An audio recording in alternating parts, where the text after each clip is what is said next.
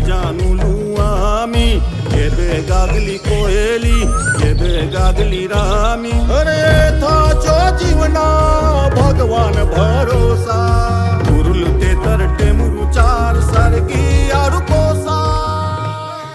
नदी अक्सर निकलती है छोटे से छिद्र से और कालांतर में आगे बढ़ते बढ़ते विशाल विहंगम जलधारा के रूप में नदी के रूप में निकलती है और कई पर्वतों को फोड़ते हुए जलप्रपात का सौंदर्य भी बिखेरती है। बात यही जब होती कुछ प्रतिभाओं की तो अक्सर प्रतिभाएं निकलती है छोटे से गांव से, छोटी सी रचनाओं से, लिखते लिखते समाज को एक नई दिशा देते हैं और उनका व्यक्तित्व समाज में एक उन्नति की ओर, एक प्रखरता की ओर पहुंच जाता है। आज साहित्य के हमारे इस कार्यक्रम में कुछ ऐसी ही शख्सियत मौजूद है जिनका नाम है राजीव रंजन प्रसाद। राजीव रंजन प्रसाद जी बस्तर के एक छोटे से कहा जाए कस्बे से आते हैं। अगर हम उनको भौगोलिक मानचित्र में देखें तो नाम कम आता है, लेकिन यदि धार्मिक दृष्टि से देखें तो जिले का बहुत बड़ा नाम है, वो है दंतेवाड़ा। लेकिन यहीं पे अगर हम खदानों के शुरू जाए तो एक और नाम आता है बचेली, जो मूलतः निवास स्थान है राजीव रंजन जी का। राजीव रंजन जी छत्तीसगढ़ के बस्तर से निकल करके एक प्रसिद्ध साहित्यकार के रूप में देश में अपना नाम कमा रहे हैं और इनकी एक किताब बहुत प्रसिद्ध हुई थी, उपन्यास कहूं तो उसका नाम था आमचो बस्तर।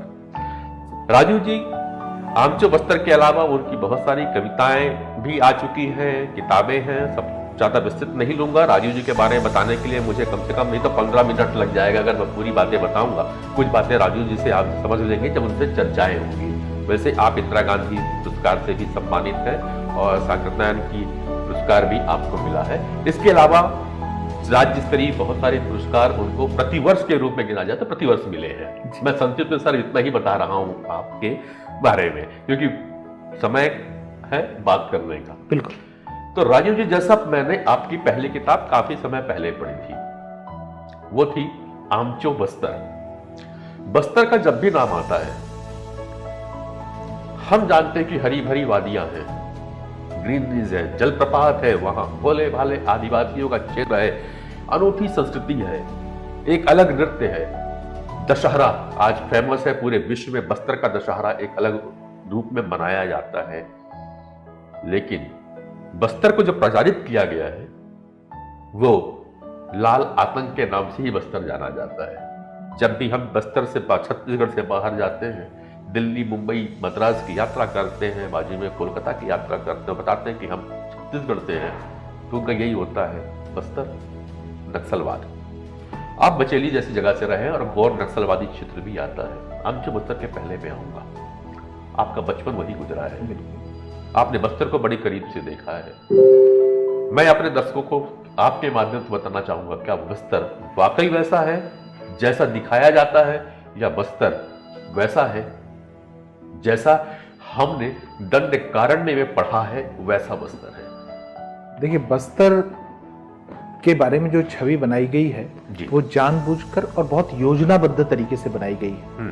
दरअसल बस्तर एक प्रयोगशाला बना दी गई विचारधाराओं की। बिल्कुल। विचारधाराओं की इस प्रयोगशाला में क्योंकि आपको एक विशेष किस्म का आतंकवाद प्रतिस्थापित करना था, आपको यहाँ घनघोर अंधेरा दिखाना था, उस क्षेत्र को अंधेरा करना था जो प्रकाश से जगमगा रहा था, जहां क्या कुछ नहीं था, जहां क्या कुछ नहीं था। इंद्रावती जैसी सदानीरा नदी, शबरी जैसी पवित्र नदी, मालंगीर जैसी नदी, जहां कहा जाता है कि अगस्त्य मुनि का आश्रम, प्रस्त्रवन पर्वत जो बैलाडीला को कहा जाता है, कहते हैं कि हनुमान जब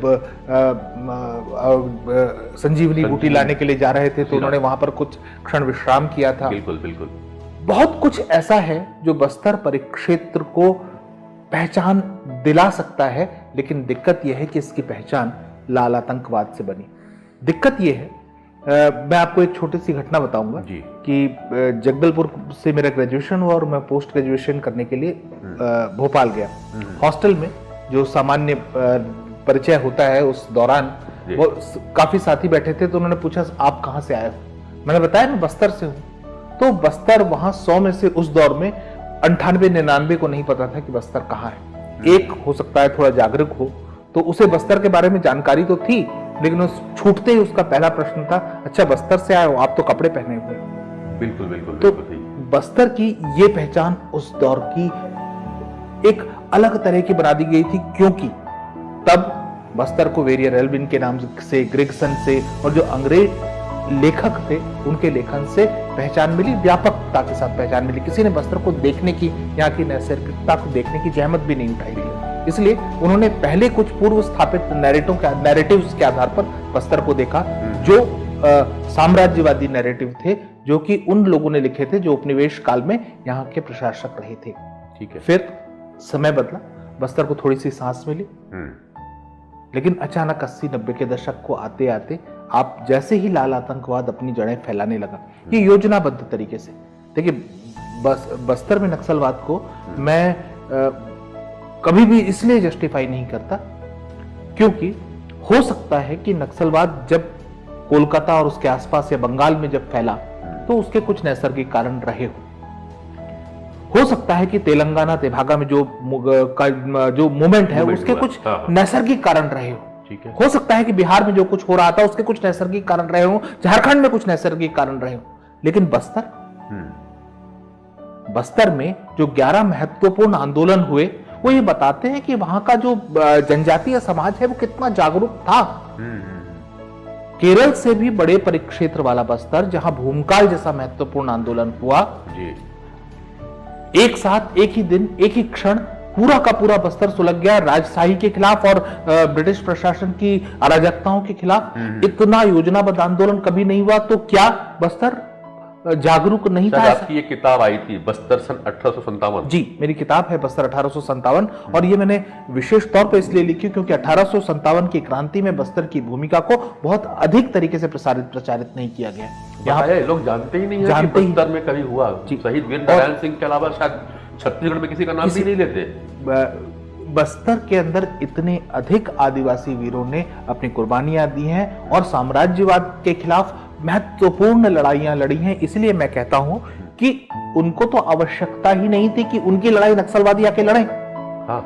ये तो आंध्र प्रदेश में विफल होते कोंडापल्ली सीतारमैया को बस्तर के भीतर के जंगलों में एक ऐसी जगह दिखाई दी जहां की उनको लगा कि अगर हम यहां पर अपने कार्यशैली को या अपने कार्यभूमि को प्रतिस्थापित करते हैं तो हमको बगल में महाराष्ट्र, इस तरफ आंध्र प्रदेश, एक तरफ ओडिशा, ऊपर की तरफ झारखंड, तो उनको एक ऐसा क्षेत्र मिल जाता भौगोलिक रूप से महत्वपूर्ण जो कई राज्यों से जुड़ा हुआ है, और तब आसानी से वो वहां से वो उसको आधार इलाका बना सकते हैं और बहुत आसानी से अपनी गतिविधि चला सकते हैं। ठीक है। इसके अलावा मैं एक महत्वपूर्ण बात यहां जोड़ना चाहता हूं जो आपके प्रश्न से जुड़ी हुई है कि जब ये हुआ तो विचारधारा बंदूक के दम पे तो सिर्फ क्षेत्र कब जाती है, लेकिन कलम के जोर से वो नैरेटिव स्थापित करती है, और तब विचारधारा ने बस्तर के बारे में एक अलग किस्म का नैरेटिव स्थापित करना शुरू किया, और उसी नैरेटिव ने बस्तर को एक डरावनी जगह बना दिया। लोग भूल गए कि यहाँ पर चित्रकूट जैसा ऐसा जलप्रपात है जिसकी तुलना नियाग्रा के साथ होती है। लोग भूल गए कि यहाँ पर कुटुम्बसर जैसी गुफा है जो भारत की सबसे गहरी और लंबी गुफाओं में से गिनी जाती है। लोग भूल गए कि यहाँ पर अबूझमाड़ जैसा एक खूबसूरत पर्वत और सघन वन है जहाँ पर नैसर्गिक आदिवासी रहते हैं जिनकी तुलना अंडमान और निकोबार की जनजातियों से की जाती है। लोग भूल गए कि यहाँ पर तुलसी डोंगरी, बैलाडीला जैसे खूबसूरत पहाड़ है। लोग सब कुछ भूल गए, यहाँ सिर्फ याद रहा यहाँ लाल आतंकवाद। जी, एक मैं और आपसे बात कर लूं, जब आप आमचो बस्तर में आपकी पढ़ रहा था, पूरा चीज फैला, मिलिट्री चलती है, मगर जब बस्तर में कुछ भी घटनाएं घटती है, घटनाएं दोनों तरफ घटती है, मरते नक्सल भी, मरते वहां के भोले भाले आदिवासी भी हैं, और शहीद हमारे जवान भी होते हैं। लेकिन बात केवल लाल की क्यों की जाती है, खाकी की क्यों नहीं होती? बस केवल एक प्रश्न, क्योंकि आप वहां हमेशा रहे हैं। जी, एक जिज्ञासा है। देखिए, वो इसलिए होती है क्योंकि मैंने अभी थोड़ी देर पहले आपको बताया कि नैरेटिव्स, कुछ कलमों ने जानबूझकर, मैं एक सरेंडर्ड नक्सली जो कि शहरी नक्सल से नेटवर्क से जुड़ा हुआ था, मैं कुछ खास कारणों से उसका नाम नहीं ले रहा हूँ, उससे मैंने एक इंटरव्यू किया था, तो उसने मुझे बताया, उसने एक उदाहरण दिया, मुझे ग्लास सामने रखा और उसने कहा कि सर इसके ऊपर अगर आप बर्फ डाल दोगे तो क्या होगा? मैंने कहा बर्फ तैरेगी।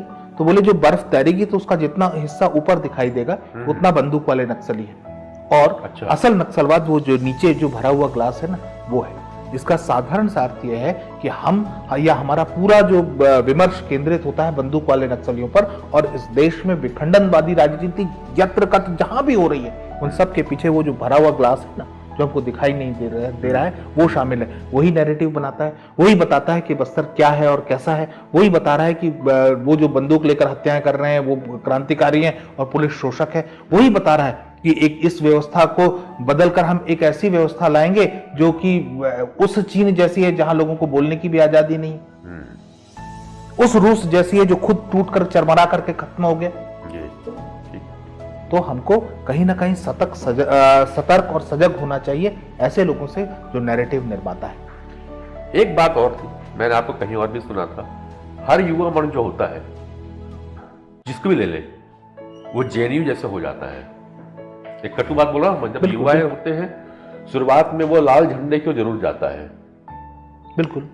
क्या ये एक बस्तर के साथ भी कुछ ऐसी है कि बस्तर की युवाएं जो वो आज युवा वर्ग जो है वो लाल झंडे की ओर आकर्षित ज्यादा होता है कंपैरेटिव अपने तिरंगे की ओर? नहीं, इसमें सिर्फ दो चीजें हैं। देखिए, एक युवा मन होता है जब उसके अंदर एक स्वाभाविक जोश होता है, और उस स्वाभाविक जोश को जिस तरफ मोड़ा जाए वो उस तरफ मोड़ सकता है। और आपने देखा होगा कि सर बहुत लंबे समय तक हमारी शैक्षणिक संस्थाओं में, हमारे मीडिया में, हमारे अखबारों में वामपंथियों का एक बोलबाला रहा है। इस बोलबाले ने एक खास काम यह किया है कि जो वामपंथी लेखन है उसी को उन्होंने प्राथमिक लेखन माना, और शेष सभी प्रकार के लेखन को उन्होंने या तो नकार दिया या द्वितीयक लेखन कहा।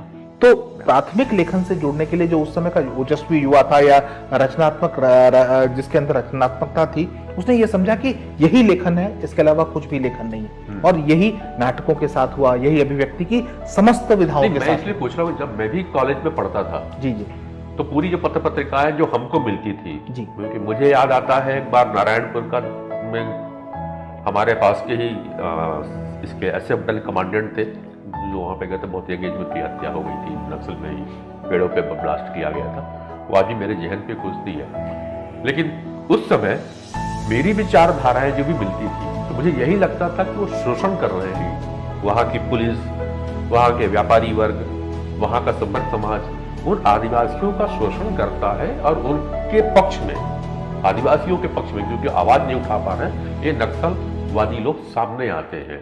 और ये लेख मैं किताबों में, कहानियों में पढ़ता था। देखिए, मगर जो कुछ हमको दी गई है मैं वही आपसे पूछ रहा हूँ कि आप रहे। देखिए, इतना समय, आज आजादी के 70 साल हो गए, अभी भी वही नैरेटिव है।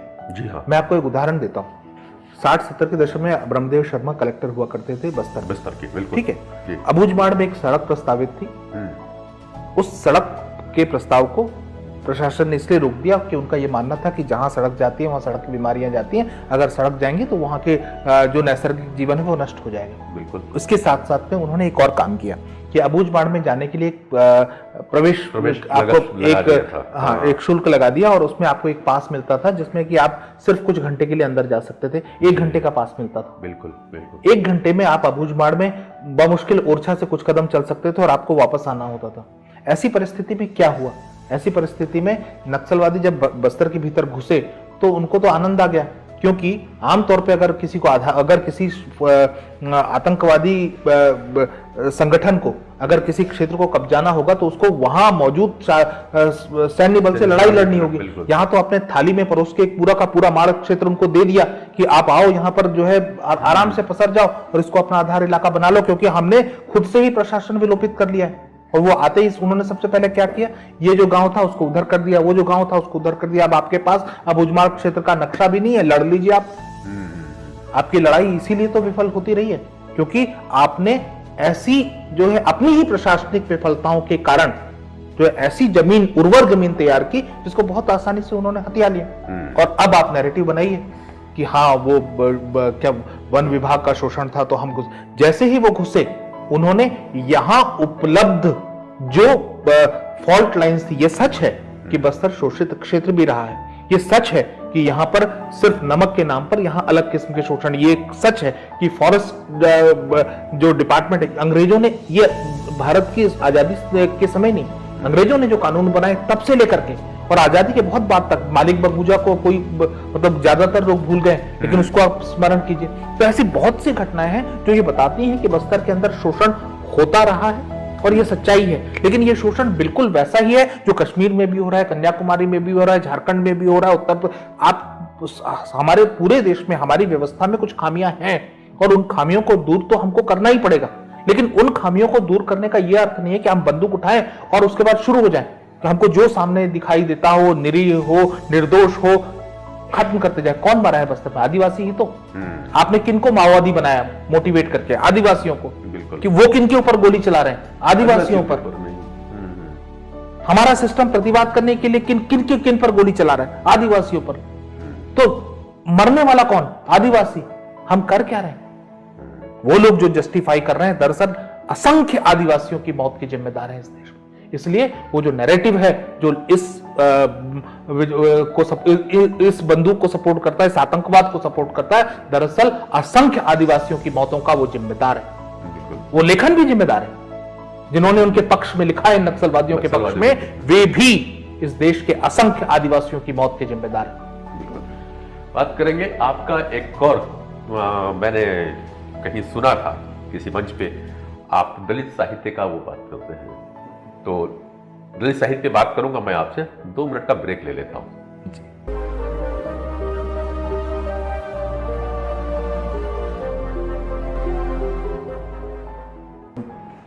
नमस्कार। ब्रेक के बाद फिर हम पहुंच चुके हैं और बात करेंगे राजीव रंजन जी से। और राजीव रंजन जानना चाहेंगे कि बार ये दलित साहित्य की प्रखरता के साथ बात रखते हैं कि दलित साहित्य एक अलग से साहित्य भी होना चाहिए जिसमें दलितों के लिए दलितों द्वारा लिखा जाए। कुछ ऐसी बातें आपकी आई थी?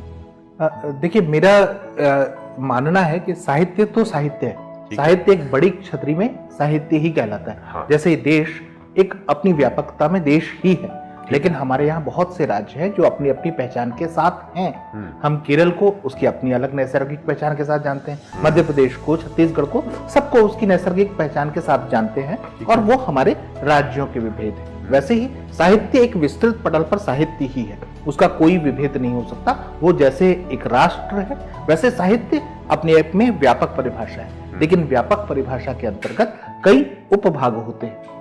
वे उपभाग बताते हैं कि साहित्य के अंदर किन किन घटकों पर रचनाएं होनी चाहिए, उनकी आवश्यकता क्या है। और इसमें 2 तत्व होते हैं, मैं प्रेक्षक के रूप में लिख रहा हूं और मैं भोगा हुआ यथार्थ लिख रहा हूं। 2 अलग अलग खंड हैं। जब मैं प्रेक्षक के रूप में लिख रहा हूं तो मैं दूसरे की व्यथा को अपने अंदर काल्पनिक रूप से लेकर के आता हूं, महसूस करता हूं उस पीड़ा को और तब शब्द देता हूं।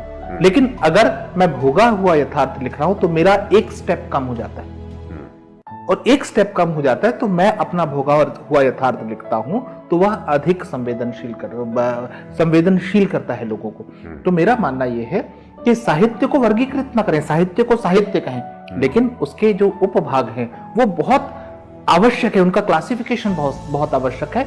इसलिए हमको भोगा हुआ यथार्थ, आपको अपने साहित्य को समुन्नत बनाना है, अपने साहित्य को समृद्ध करना है, तो आपको उन घटकों को क्लासिफाई करना पड़ेगा। बिल्कुल आपकी बात, मगर क्या इसको दलित साहित्य के नाम से देना या प्रचारित करना उचित होगा? देखिए, बहुत लोग जैसे प्रवासियों ने अपने साहित्य को प्रवासी साहित्य की तरफ प्रचारित किया है। महिलाओं ने स्त्री विमर्श ने एक बड़ा उपखंड रखा है स्त्री साहित्य का, और स्त्री विमर्श को उस तरीके से वो सामने लेकर के आए। दरअसल साहित्य ही, हम कथा ही पढ़ रहे हैं और दरअसल पाठक अंत में तय करता है कि ये तो बहुत सुंदर स्त्री विमर्श है, पाठक अंत में तय करता है कि बहुत अच्छा दलित विमर्श है। लेकिन एक साहित्यिक अन्वेषण के लिए साहित्य, पाठक के लिए साहित्य ही होता है। पाठक के लिए तो कोई वर्गीकरण नहीं होता, वो तो कहानी उठाता है और पढ़ लेता है, और पढ़ने के बाद वो निष्कर्ष पर पहुंचता है। लेकिन जब आप एक अध्येता है, जब आप एक स्टूडेंट हैं, जब आप एक रिसर्चर हैं, जब आप विश्वविद्यालयों के लिए पुस्तक लिख रहे हैं, तब आपके पास एक समुचित वर्गीकरण होना चाहिए कि भारतीय साहित्य है, इस साहित्य के इसमें ये विधाएं हैं, इन विधाओं को इन उपखंडों में बांटा जा सकता है। इससे वो एक खूबसूरत क्लासिफिकेशन बन जाता है। राजीव जी, इसमें दलित साहित्य के ऊपर लिखने वाले साहित्यकार सामान्य वर्ग से भी आते हैं और दलित वर्ग से भी आएंगे। तो क्या दलित साहित्य को रखना, आपका जो तर्क है, क्या वही साहित्य रखा जाएगा जो दलितों द्वारा दलितों के लिखा गया है, या सामान्य वर्ग द्वारा दलितों के लिखा गया? मैंने 2 बातें कही सर। एक मैंने कहा है कि दोनों ही तरीके से साहित्य लिखा जाता है, बिल्कुल, है ना, लेकिन एक होता है प्रेक्षक की तरह साहित्य, उसकी अपनी महत्ता है, उसको आप नकार नहीं सकते। कई बार प्रेक्षक भोगे हुए व्यक्ति के यथार्थ को उससे बेहतर तरीके से रख लेता है, क्योंकि उसकी संवेदनशीलता उस स्तर की होती है। तो लेखन, जो लेखक है वो उसकी योग्यता पर, वो पाठक को किस तरीके से अपनी भाव संप्रेषित कर पाता है उस पर निर्भर करता है। लेकिन जो भोगा हुआ यथार्थ है तो वो सीधे संवेदित करता है, सीधे स्पर्श करता है। ठीक ठीक ठीक, भाव अच्छे से व्यक्त कर जी, पाएगा। इसलिए आप इनको, इन दोनों को क और ख करके रख सकते हैं, लेकिन आप इनको अलग अलग नहीं कर सकते। भोगे हुए यथार्थ को सामने रखने का, उनको वर्गीकृत करने की आवश्यकता है। इससे एक उत्थान भी होगा उन लोगों, उनके अंदर उनके मनोबल का भी उत्थान होगा, उनके लिखने के अंदर की प्रेरणा भी मिलेगी, उनको एक अलग पॉकेट या अलग स्थान भी मिलेगा जहां वो अपनी बात को रख सकते हैं। और उनमें से श्रेष्ठतम साहित्य के जो मतलब कालातीत साहित्य के अंतर्गत वो अपने आप गणना करा लेगा। जो श्रेष्ठतम होगा वो कालजयी अपने आप हो जाएगा। हम तो जो एकेडमिक डिस्कशन है उसकी बात कर रहे हैं। साहित्य साहित्य है, साहित्य साहित्यकार के माध्यम से पाठक तक पहुंचता है, ये एक सामान्य परिभाषा है। लेकिन जब एकेडमिक डिस्कशन आप करते हैं तब आप वर्गीकरण की तरफ जाते हैं, जिसका लेखक और पाठक से कुछ लेना देना नहीं, वो एक एकेडमिक डिस्कशन है। एकेडमिक डिस्कशन में ब्रैकेट्स होने चाहिए। राइट, चलिए आजकल एक और चल रहा है, आप भारतीय इतिहास की ओर जा रहे हैं। जी, इतिहास तो लिखा हुआ है पहले से ही, अब उसको नए ढंग से प्रस्तुत करने की क्या आवश्यकता पड़ रही है? देखिए, बहुत समय से इतिहास के पुनर्लेखन की आवश्यकता महसूस की जाती रही। ये माना जाता रहा कि भारतीय इतिहास सही परिप्रेक्ष्य में नहीं लिखा गया। ये माना जाता रहा कि हमने कुछ कालखंडों को, खास तौर पर मैं बिना झिझके कहना चाहता हूं, खास तौर पर मुगलों को आवश्यकता से अधिक ग्लोरीफाई किया गया। खास तौर पर दिल्ली सल्तनत के कुछ शासकों को आवश्यकता से अधिक ग्लोरीफाई किया गया।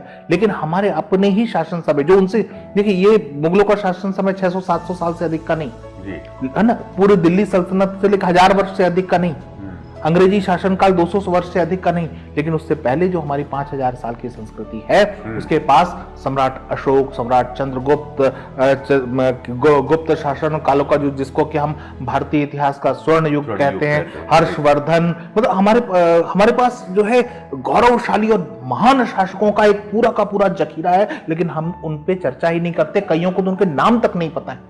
तब मुझे यह महसूस हुआ कि देखिए, जिसको जितना स्थान भारतीय इतिहास में मिलना चाहिए उनको दिया जाना चाहिए। तो ये कैसे हो सकता है? तो हमेशा मेरी ये मान्यता रही है कि जो आप सोचते हैं उसकी जिम्मेदारी किसी दूसरे को नहीं दे सकते। वो अगर आपके मन में है कि ऐसा कोई काम होना चाहिए तो वो जिम्मेदारी खुद उठाइए। तो मैंने ये, और अचानक ये कथानक मेरे सामने आया। मेरी पोस्टिंग खंडवा के पास थी और वहां से लगभग 150-200 किलोमीटर की दूरी पर असीरगढ़ का किला है। तो मैं असीरगढ़ का किला गया, मैंने उस किले को देखा। और अश्वत्थामा वहां पे आते हैं। और असीरगढ़ के किले के साथ मान्यता है कि वहां अश्वत्थामा आते हैं। तो उस मान्यता के अन्वेषण के दौरान मुझे ये महसूस हुआ कि अश्वत्थामा दिखे या ना दिखे, अश्वत्थामा वहां हो या ना हो, मेरे को तो एक कथानक मिल गया। एक उपन्यासकार को एक पात्र, क्योंकि देखिए देश काल परिस्थिति पात्र, बिल्कुल है ना, आपको पात्र की उम्र होती है 100 साल। अगर मैं उपन्यास लिख रहा हूं तो मेरे पास पात्र तो होना चाहिए। बिल्कुल, तो पात्र तो 100 साल में मर जाएगा। तो फिर मैं किसी एक बृहत उपन्यास को अगर मैं कल्पना करता हूं तो मुझे तो 100 साल का ही पात्र मिल रहा है। तो फिर अश्वत्थामा 5000 साल से जीवित पात्र है। अश्वत्थामा जो महाभारत में महत्वपूर्ण भूमिका निभाता है, महारथी है, गुरु द्रोण का पुत्र है, उनसे ही शिक्षित है, शासक रहा है पांचाल क्षेत्र का। तो अश्वत्थामा एक छोटा मोटा पात्र नहीं है जिसको ब्रह्मास्त्र चलाने का, वापस करने का तो भले ही ज्ञान ना हो, लेकिन अस्त्र चलाने का ज्ञान रहा है। वो मतलब एक विराट व्यक्तित्व था। तो अश्वत्थामा आज इन 5000 सालों से ऐसा तो नहीं होगा कि अगर वे भटक रहे हैं तो वो अनजान रहे होंगे, वो सिर्फ सन्यास की, उन्होंने बदलती हुई परिस्थितियों को महसूस किया होगा, अन्वेषण किया होगा, अपने सामने बदलती हुई दुनिया देखी होगी। तो उनकी क्या विवेचना होगी? तो मैंने कथानक ये ऐसा बुना कि दिल्ली विश्वविद्यालय के इतिहास के कुछ छात्र अपने स्टडी टूर पर गए बुरहानपुर किले में, और अचानक वहां पर कुछ ऐसी अवांछित घटनाएं हुई जिसके कारण अचानक अश्वत्थामा को बाध्य होकर वहां आना पड़ा। मैं उस घटना का, मैं पाठकों को ये कहता हूं कि वो क्या घटनाएं थी उसकी रोचकता को जानने के लिए तो आपको मेरे उपन्यास से गुजरना होगा। बिल्कुल। लेकिन ये कथानक ये है कि अश्वत्थामा वहां आते हैं और अब छात्रों और अश्वत्थामा के बीच संवाद शुरू होता है। और ऐसे में आप देखिए, आप किसी बुजुर्ग व्यक्ति को अन्वेषित करेंगे तो बुजुर्ग व्यक्ति जो है वो once upon time I was से शुरू होता है। तो मैंने भी वहीं से शुरू किया कि अश्वत्थामा जब शुरू होते हैं तो महाभारत नरेट करते हैं बच्चों को, लेकिन महाभारत उसमें अश्वत्थामा जो है वो बता रहे हैं कि महाभारत का युद्ध और महाभारत में क्या क्या घटनाएं घटी अश्वत्थामा की जुबानी जी। और जब अश्वत्थामा बताते हैं तो वो किसी न किसी पात्र के माध्यम से भारतीय इतिहास में निकल जाते हैं। उदाहरण के लिए वो अगर विदुर बता रहे हैं तो हो सकता है कि वो चाणक्य की तरफ निकल जाएं, और चाणक्य के माध्यम से पूरा मौर्य साम्राज्य का इतिहास मैंने सामने रख दिया। तो इस तरीके से मैंने समानांतर कहानियां बुनी। एक तरफ महाभारत चल रही है और दूसरी तरफ हमारा भारतीय इतिहास चल रहा है। ये 6 खंडों का उपन्यास है, जिसमें पहले 2 खंड प्राचीन भारत का इतिहास, दूसरे 2 खंड मध्यकालीन भारत का इतिहास, तीसरे 2 खंड आधुनिक भारत का इतिहास। ये मैंने इस तरीके से समन्वित किया है, जिसके पहले 2 खंड अब पहला प्रकाशित होकर के आ गया है, दूसरा प्रेस में चला गया है। तो प्राचीन भारत का इतिहास संपूर्ण हो गया है। विद्यार्थियों के लिए भी महत्वपूर्ण पुस्तक है, क्योंकि खंड 1 को पढ़ने के बाद यूपीएससी की तैयारी करने वाले बहुत से छात्रों ने मुझे परेशान कर दिया कि सर कब आ रहा है दूसरा खंड, कब आ रहा है दूसरा खंड। तो अब दूसरा खंड भी आ गया है, प्रेस में है और जल्दी ही पाठकों के हाथ में होगा। यूपीएससी वालों के लिए भी है और बाकी जो तैयारी यूपीएससी कर रहे हैं उनके लिए किताब महत्वपूर्ण होगी। साथ में उपन्यास एक रोचकता के साथ जी बिल्कुल, अश्वत्थामा की जुबानी, पूरे महाभारत कहानी और मध्य भारत, प्राचीन भारत और आधुनिक भारत, तीनों को एक नए ढंग से पढ़ने का मौका आपको मिलेगा।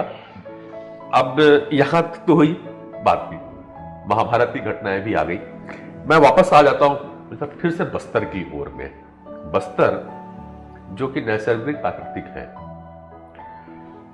दर्शकों को, क्योंकि यहाँ पे पूरे देश विदेश के भी लोग जुड़ते हैं, मैं इतना आपके माध्यम से लाल आतंक को अगर छोड़ दें तो बस्तर में क्या क्या चीजें हैं जो लोगों को दिखा सकते हैं आप? देखिए, आपकी किताब आई थी बस्तर नाम। जी जी जी, मैं नहीं, मेरी किताब बस्तर पर्यटन और संभावनाएं भी हैं। हाँ। जिसमें सब दरअसल मैंने काम करना शुरू किया 2004-5 से, जिस दौर में सलवा जुड़ुम काफी प्रसारित था और बस्तर बुरी तरीके से झुलसा हुआ था। आपने सलवा जुड़ुम की बात कर ली तो उसमें भी एक विषय ले लेता हूँ। सलवा जुड़ुम जो था एक अच्छा दौर चल रहा था, एक अच्छा मूवमेंट था। बस्तर वासी होने के नाते राजीव रंजन जी सलवा जुड़ुम को कैसा देखते हैं? देखिए, मैं विवादों में रहा है सलवा जुड़ुम। मैं बिल्कुल, मैं विवादों को भी मैं उसी पे मैं गंभीरता से बात करना चाहता हूँ कि पहला तो स्टेटमेंट मैं महेंद्र कर्मा जी का लेता हूँ। महेंद्र कर्मा जी का आखिरी साक्षात्कार मेरा लिया हुआ है, जो उनके जीवन के कुछ अंतिम क्षण के कुछ दिवस पहले का है। और कर्मा जी से मैंने पूछा था कि आप सलवा जुड़ुम को कैसे मूल्यांकित करते हैं, तो उन्होंने मुझे कहा कि ये लड़ाई तो हम जीत जाते, लेकिन हम दिल्ली में पावर पॉइंट प्रेजेंटेशन में हार गए।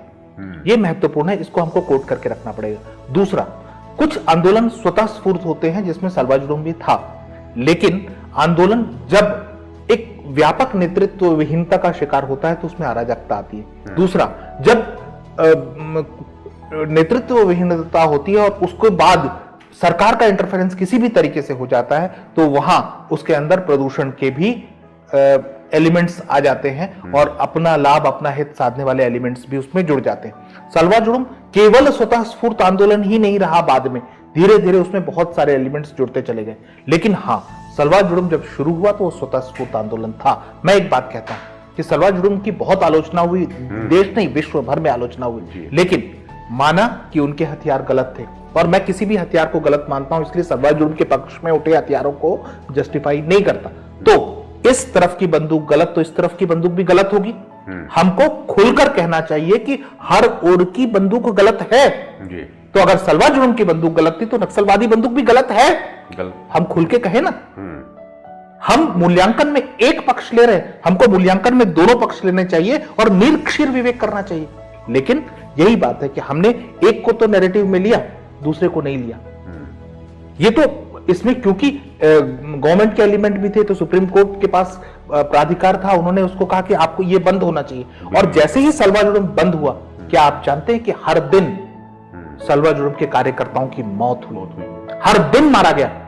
ये कैसा देश है जहां दिल्ली में एक साधारण सड़क दुर्घटना देश की नहीं वैश्विक समाचार बन जाने का कारक बनती है, लेकिन बस्तर जैसे क्षेत्र में जहां रोज रोज नक्सलवादी किसी न किसी आदिवासी की, किसी न किसी ऐसे व्यक्ति की जो सलवा जुर्म से जुड़ा हुआ था, या किसी न किसी आदिवासी की मुखबिर बताकर हत्या कर देते हैं, करते रहे, कर रहे हैं, लेकिन हम सब खामोश हैं। बस्तर में इतने बृहद नरसंहार में जो जो कारक हैं, उसमें हमारी खामोशी भी एक बहुत बड़ा कारण है। अगर हम खामोश न रहे होते तो नक्सलवाद के पक्ष में उठ रही आवाजें कभी इतनी बुलंद नहीं होती। हमारी खामोशी भी उसका एक बहुत बड़ा कारण।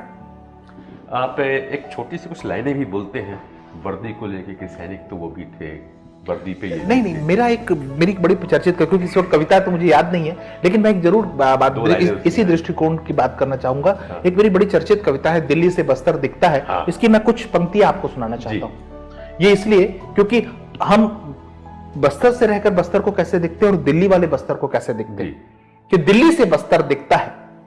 मैंने बोया था लेंबू मगर साथिया उसको कद्दू बता करके छापा गया।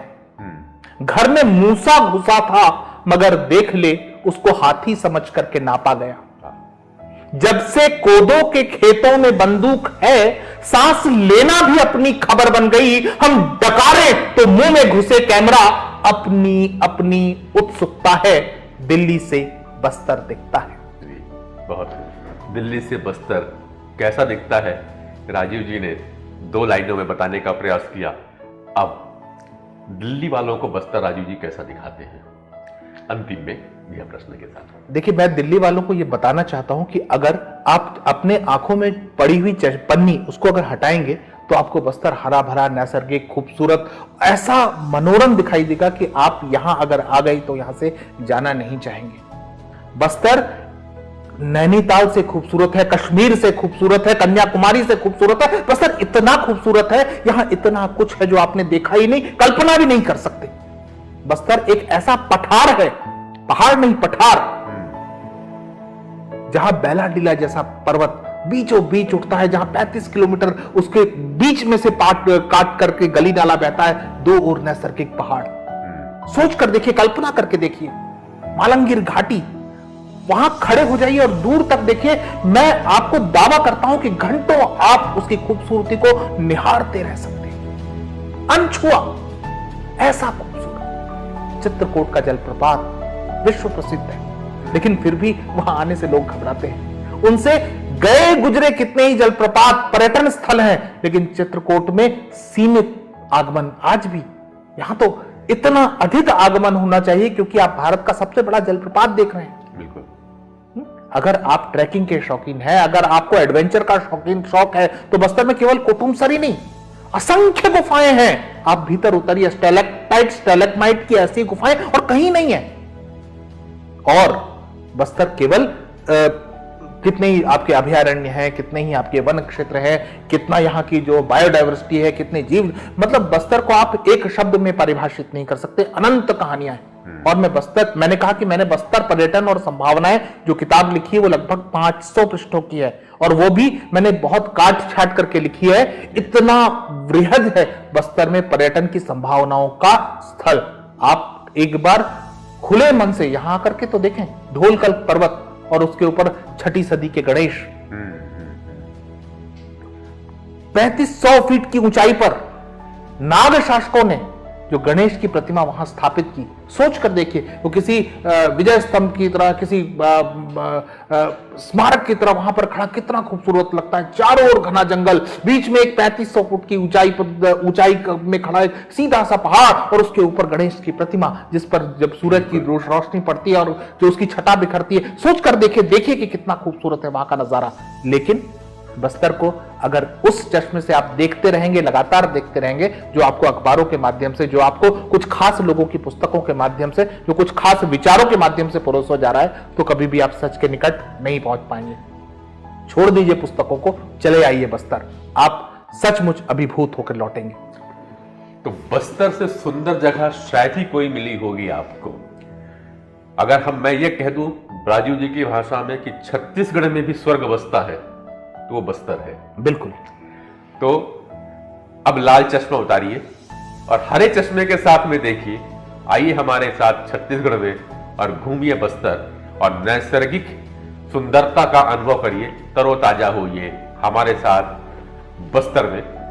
बात करने के लिए बहुत सारी है राजू जी आपसे, क्योंकि बस्तर और छत्तीसगढ़ के बारे में अभी तो शायद एक चौथाई हिस्सा भी नहीं हुआ है। जी जी। लेकिन आपकी व्यवस्था है, आपको भी जाना है, तो हम आज यहीं पे विराम देंगे।